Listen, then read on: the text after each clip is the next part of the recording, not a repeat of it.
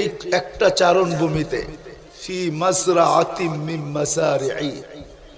তো মুসা আলাইহিস সালাম জিজ্ঞাসা করছে চারণ ভূমিটা কোথায়, চারণ ভূমি কোথায়? তো আল্লাহ বলছে যালিকা ফি ইলমি, এটার তথ্য তোমাকে দেওয়া যাবে না। তো যেটা আমি বুঝাইতেছিলাম যে বর্তমানে আমরা দুনিয়াতে আছি, একটা দিন ছিল আমরা কেউ ছিলাম না, আবার আরেকটা দিন আসবে আমরা কেউ থাকবো না। যিনি আমাদেরকে নিয়ে আসছেন ওনার কাছেই আমাদেরকে ফিরত যেতে হবে। আমাদেরকে নিয়ে আসছেন আল্লাহ, সত্য তো মানেন তো? আল্লাহ নিয়ে আসছে, আল্লাহই আমাদেরকে নিয়ে আসছে।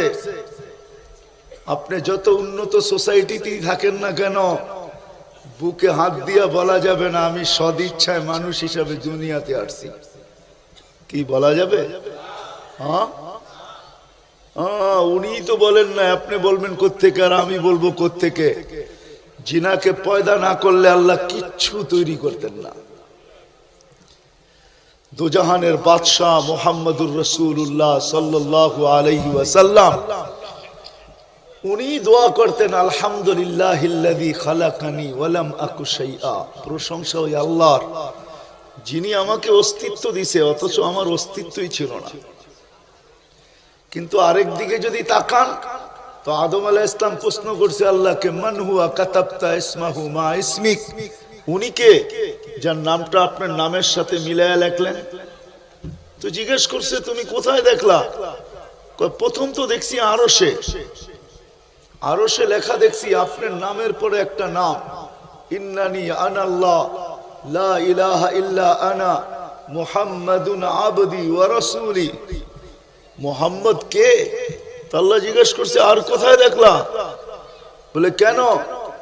এখন তো জান্নাতের প্রত্যেকটা জিনিসে দেখি, প্রত্যেকটা বস্তুতে দেখি, প্রত্যেক ফেরেশতার কপালে দেখি এই কালেমা খচিত, উনি কে? আল্লাহ জবাব দিছেন লাউলাহু লামা খালাকতুকা ইয়া আদম, উনি যদি না হইতো তাহলে তোমার অস্তিত্ব হইতো না। উনি প্রশংসা করতেছে, প্রশংসা আপনার। উনি বলতেছে আমি সদিচ্ছায় আসি নাই। সমগ্র সৃষ্টির ভিতরে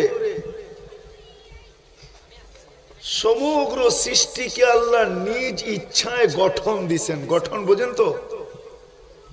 রূপরেখা, ঠিক না? গঠন দিছেন শুধু একজনকে ছাড়া।